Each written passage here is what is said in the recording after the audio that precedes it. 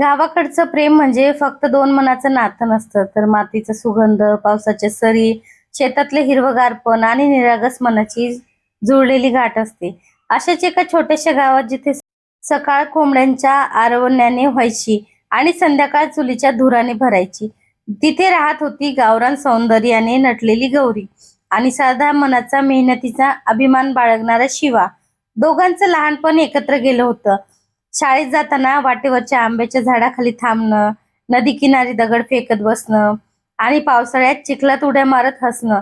पण काळ जसा जसा पुढे सरकत गेला तसं त्यांच्या मैत्रीत नकळत प्रेमाचं रूप आलं, जे त्यांनी कधी मोठ्याने सांगितलं नाही.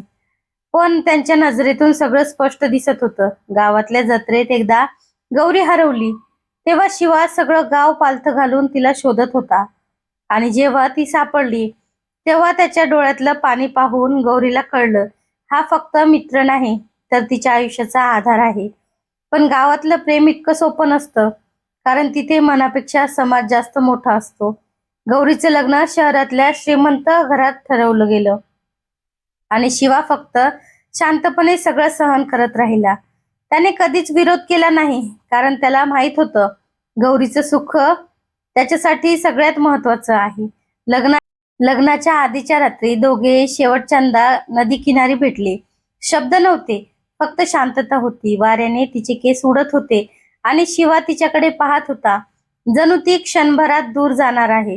गौरीने विचारलं, तुला काही सांगायचं आहे का? शिवा फक्त हसला आणि म्हणाला, तू आनंदी राहिली पाहिजेस, एवढंच माझं प्रेम आहे. त्या एका वाक्यात त्याचं सगळं मन दडलं होतं. दुसऱ्या दिवशी गौरीचं लग्न झालं आणि ती गाव सोडून गेली. शिवा मात्र तिथेच राहिला, त्या शेतात, त्याचं मातीमध्ये, पण मन मात्र रिकामं झालं होतं. वर्ष लोटली, गाव बदललं, पण शिवाचं प्रेम तसंच राहिलं. न बोललेलं, न मागितलेलं, फक्त मनात जपलेलं. एके दिवशी अचानक गावात एक गाडी आली आणि त्यातून उतरली गौरी. तिच्या चेहऱ्यावर शहराचं तेज होतं, पण डोळ्यात जुनेच भाव होते. ती सरळ शिवाकडे गेली. दोघे काही क्षण काही बोलले नाहीत. मग गौरी हळूच म्हणाली, शहरात सगळं मिळालं, पण मन मात्र इथेच राहिलं होतं. शिवा काही बोलला नाही, पण त्याच्या डोळ्यात पुन्हा एकदा तिचं जुनी चमक दिसली. गावाकडचं प्रेम असंच असतं, ते कधी संपत नाही, ते फक्त वेळेच्या पलीकडे जाऊन पुन्हा भेटतं. ते प्रेम शब्दापेक्षा जास्त शांत असतं, पण मनाला कायमचं स्पर्शून जातं. गौरी गावात परत आल्याची बातमी वाऱ्यासारखी पसरली आणि सगळं गाव तिच्याकडे कुतूहलाने पाहू लागलं.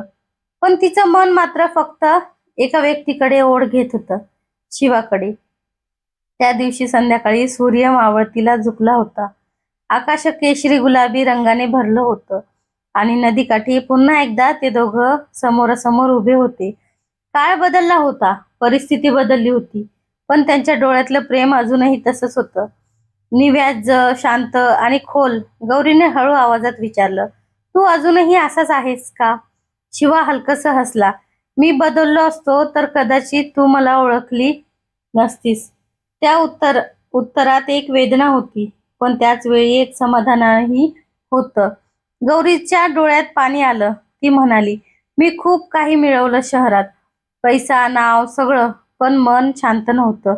इथल्या मातीचा सुगंध, तुझं ते निरागस हसणं आणि आपल्या आठवणी, सगळं काही परत बोलावत होतं. शिवा काही क्षण शांत राहिला. त्याच्या मनात अनेक प्रश्न होते, पण त्याने एकही विचारला नाही, कारण त्याला माहिती होतं, कधी कधी उत्तरांपेक्षा शांतता जास्त काही सांगून जाते. गावात लोक कुजबुज करू लागली, गौरी परत आलीये म्हणजे काय? शिवा आणि तिचं पुन्हा काही सुरू होणार का?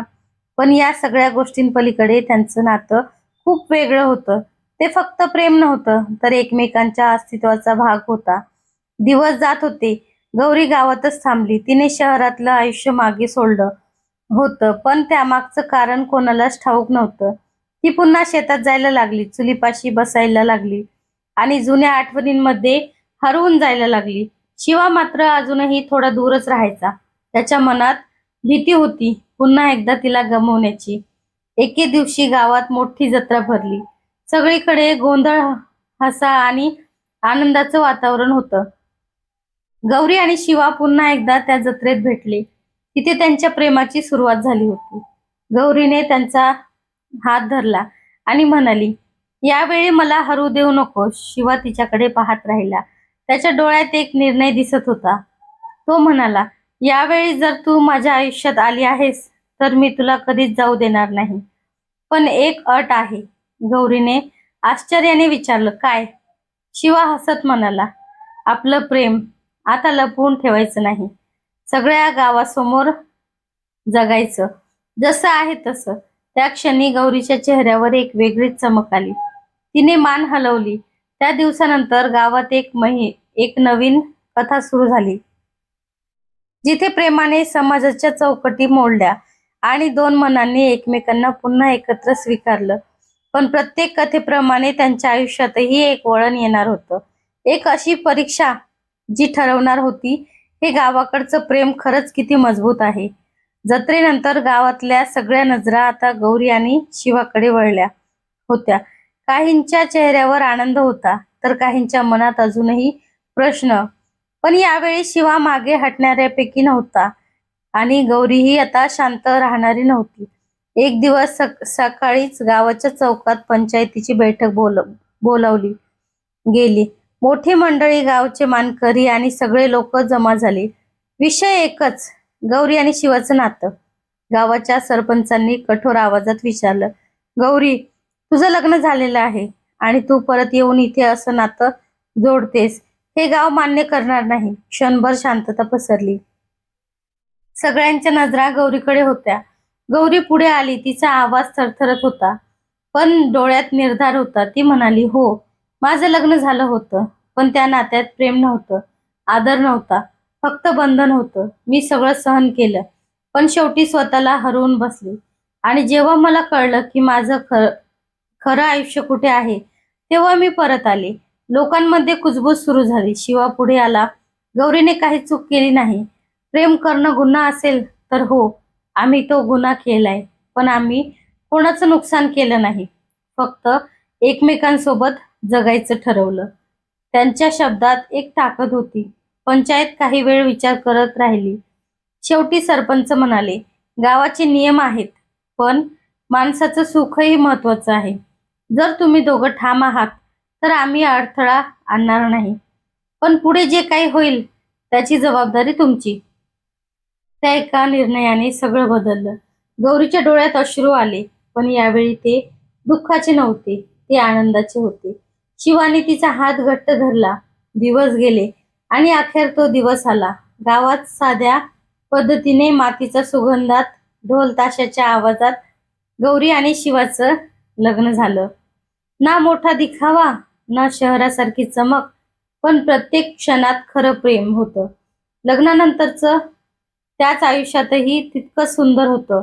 सकाळी दोघं शेतात जायचे, दुपारी झाडाखाली बसून भाकरी खायची आणि संध्याकाळी चुलीपाशी गप्पा मारायची.